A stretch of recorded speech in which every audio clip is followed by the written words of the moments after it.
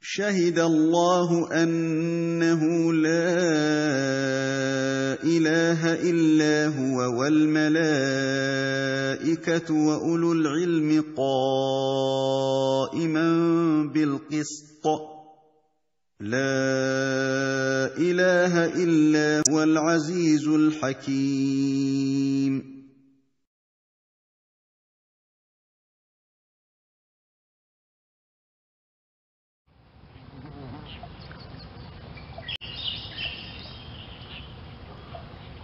Bismillahirrahmanirrahim.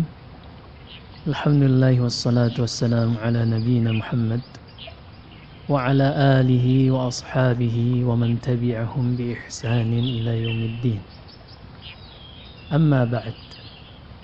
Kaum muslimin yang dirahmati Allah.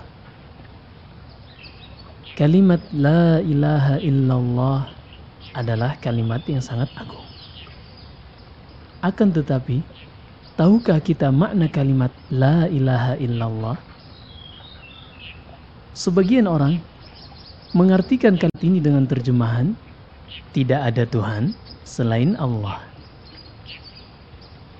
Namun, sebagian yang lain mengartikannya dengan tidak ada Tuhan atau sembahan yang berhak disembah kecuali Allah. Hal ini melahirkan sebuah pertanyaan yang besar, yaitu manakah arti dan terjemahan yang benar? Apakah yang pertama ataukah yang kedua? Di dalam kaidah menjawab sebuah pertanyaan, seseorang tidak bisa dan tidak boleh mengklaim bahwasanya dia di atas kebenaran tanpa adanya bukti dan pijakan ilmiah yang kuat. Oleh karena itu, kami akan paparkan secara ilmiah tentang makna dan penafsiran la ilaha illallah yang disertai dengan bukti dan dalil. Jawaban pertanyaan yang besar ini mencakup hal-hal berikut.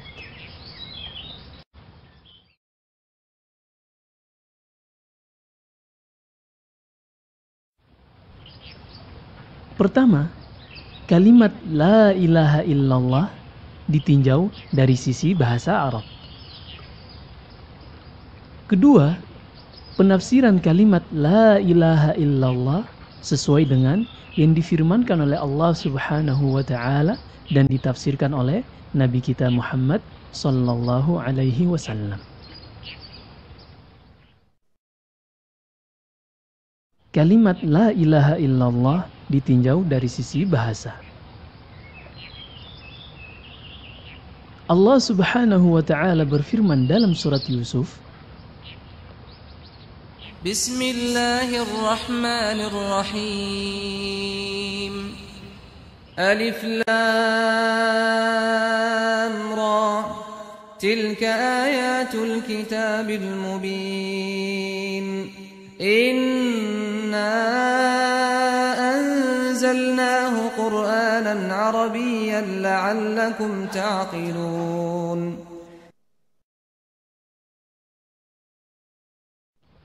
Ayat ini menjelaskan pentingnya untuk mengembalikan penafsiran Al-Quran kepada bahasa Arab.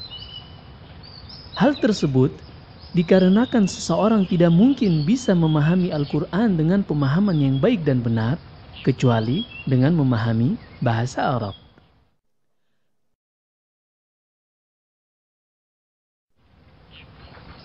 Kaum muslimin yang dirahmati Allah. Dalam bahasa Arab, kalimat dikenal dengan istilah jumlatun.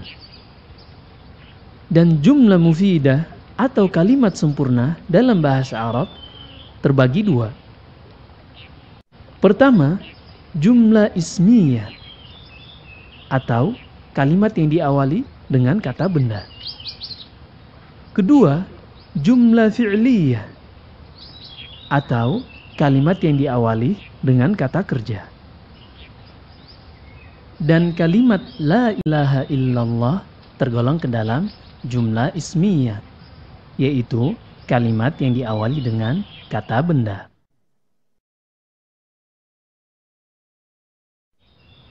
Perhatikan, dalam bahasa Arab, jumlah ismiyah memiliki dua rukun, yaitu al-mubtada atau yang diterangkan, dan al-khabar atau yang menerangkan. Suatu jumlah ismiyah tidaklah dikatakan sempurna atau bisa digunakan dalam percakapan kecuali jika terpenuhi padanya dua rukun ini, yaitu al-mubtada dan al-khabar.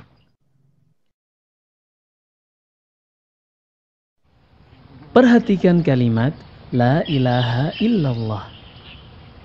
Dalam struktur ilmu tata bahasa Arab atau yang kita kenal dengan ilmu nahwu, la dikenal dengan an-nafiyah lil jins atau huruf la yang menafikan jenis yang disebutkan setelahnya. Huruf ini berfungsi membuat mubtada menjadi mansub atau berharokat fathah dan membuat khobar menjadi marfu' atau berharokat dhamma. Kemudian kata ilaha artinya al-ma'bud atau yang disembah, yang juga kita kenal dengan kata Tuhan. Dalam susunan kalimat ini, kata ilaha berkedudukan sebagai mubtada. Namun, dikarenakan sebelumnya telah didahului oleh huruf la, maka yang tadinya mubtada berubah penyebutan menjadi isim la. Dan dalam kaidahnya, sebagaimana yang telah kita sebutkan, bahwasanya huruf la menjadikan kata yang setelahnya mansub atau berharokat fathah.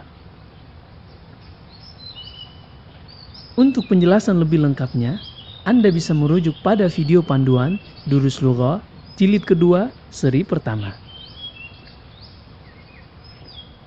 Kemudian huruf illa disebut adatul istithna atau huruf yang menunjukkan pengecualian.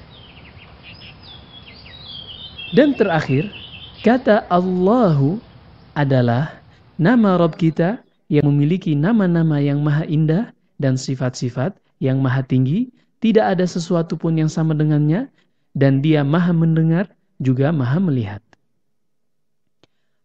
Pada susunan kalimat ini, lafaz Allahu berkedudukan sebagai badal, yaitu pengganti dari khabar yang sengaja dihilangkan, dan bukan berkedudukan sebagai khabar.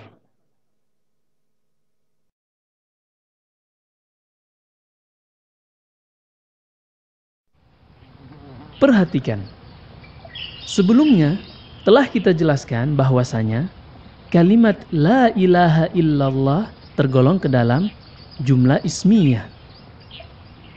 Dan jumlah ismiyah tidak dikatakan sempurna atau bisa digunakan kecuali jika terpenuhi padanya dua rukun, yaitu mubtada dan khabar. Pada susunan kalimat la ilaha illallah, mubtadanya terlihat jelas, yaitu kata ilaha yang telah berubah penyebutan menjadi isim la. Namun khabarnya masih tersembunyi. Sehingga dari struktur kalimat ini lahirlah dua penafsiran yang menghasilkan perselisihan pendapat yang telah kita sebutkan di awal tadi. Sebagian orang memiliki niat yang baik untuk mengajak manusia kepada jalan Allah. Namun, ia tidak membekali dirinya dengan ilmu agama yang memadai. Sehingga, tatkala ia menafsirkan kalimat di atas, dia hanya melihat secara harfiah atau kontekstual saja. Lalu, ia menerjemahkannya, tidak ada Tuhan selain Allah. Setelah kita mengetahui seluk-beluk struktur bahasa Arab di atas, tentunya kita tidak akan menerima terjemahan tersebut. Karena kita ketahui bahwasanya pada kalimat la ilaha illallah telah nampak padanya mubtada, namun khobarnya masih tersembunyi.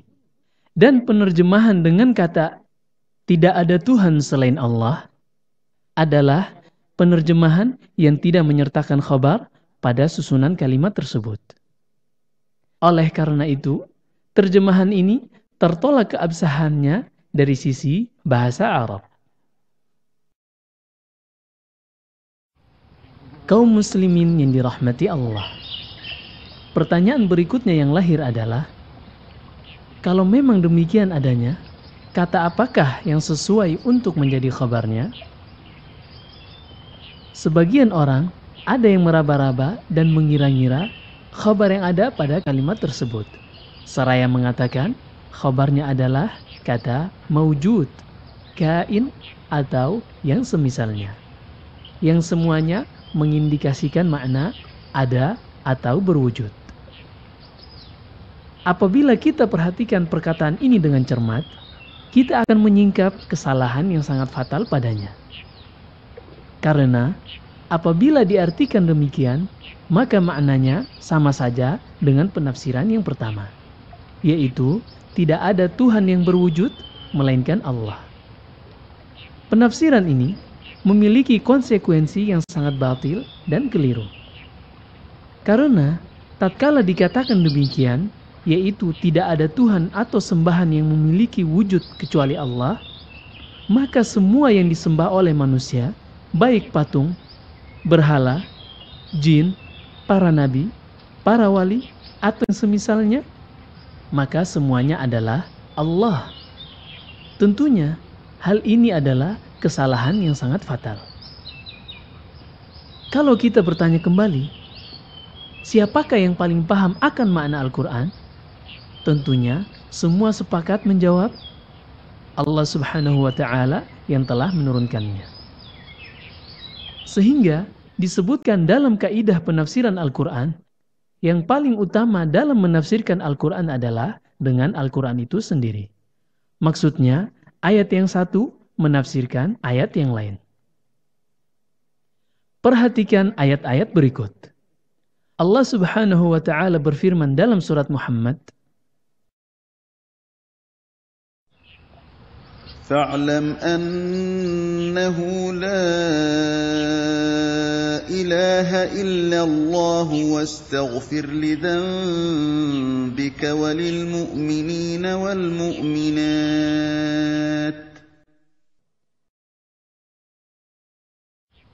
Kemudian Allah berfirman dalam surat Al-Hajj menjelaskan hakikat Tuhan-Tuhan dan sembahan-sembahan selainnya. ذلك بأن الله هو الحق وأن ما يدعون من دونه هو الباطل وأن الله هو العلي الكبير. Demikian pula Allah Subhanahu wa Ta'ala sebutkan dalam surah Luqman, ذلك بأن الله هو الحق وأن ما يدعون من دونه الباطل وأن الله هو العلي الكبير.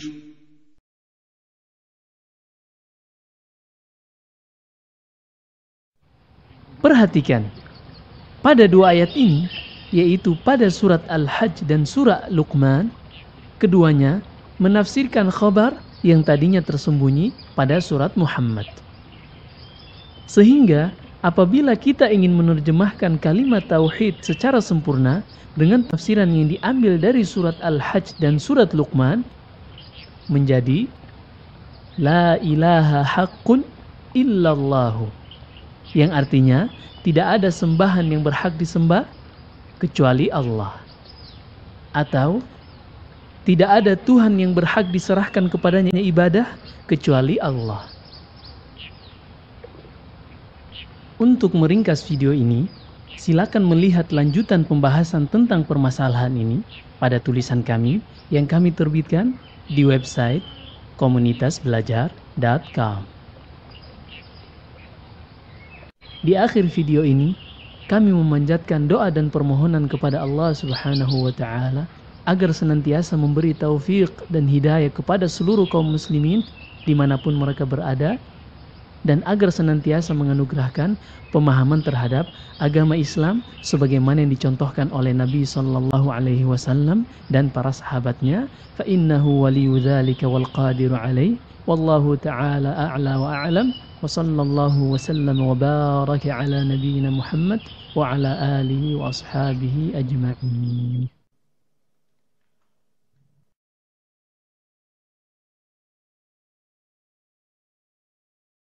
لقد كفر الذين قالوا إن الله هو المسيح ابن مريم وقال المسيح يا بني إسرائيل اعبدوا الله ربي وربكم إنه من يشرك بالله فقد حرم الله عليه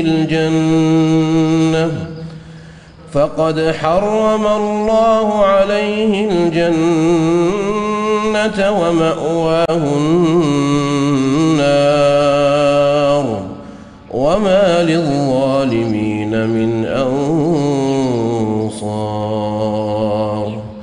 لقد كفر الذين قالوا إن الله ثالث ثلاثة وما من إله إلا إله واحد وإن لم ينتهوا عما يقولون ليمسن الذين كفروا منهم عذاب أليم.